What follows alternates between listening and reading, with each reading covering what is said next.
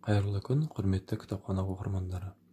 Бүгінгі біздің бейне сабағымыз шахмат тақтасындағы фигуралардың құндылығына арналады.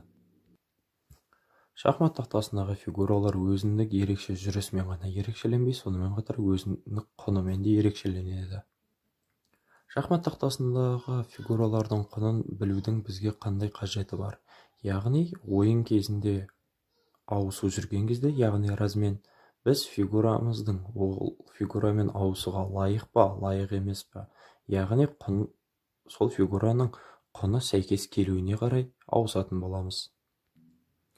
Шахмат тақтасындағы фигуралардың құнын біз сарбаз, яғни пешка фигурасымен есептейтін боламыз. Сонымен, ең алдымен сарбаз. Сарбаз фигурасы кез келген ақ сарбаздар қара сарбаздың құнымен теңеседі. Келесі кезектегі фигурамыз ол біздің кеме фигурасы. Кеме фигурасының құны 5 сарбаз. Ал келесі фигурамыз ол ат. Ат бізде 3 сарбазға тең.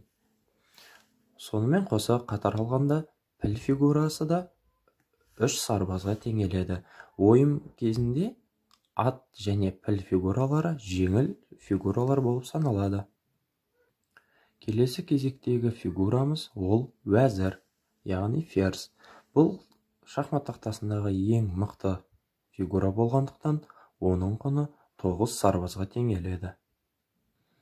Және шахмат тақтасындағы ең басты фигура, яғни патша. Патшаның құны кейде 0, кейде 3 сарбаз болып саналады.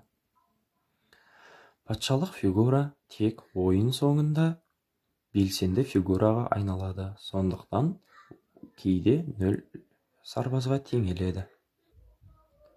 Келесі бейне сабақта жүздескенше.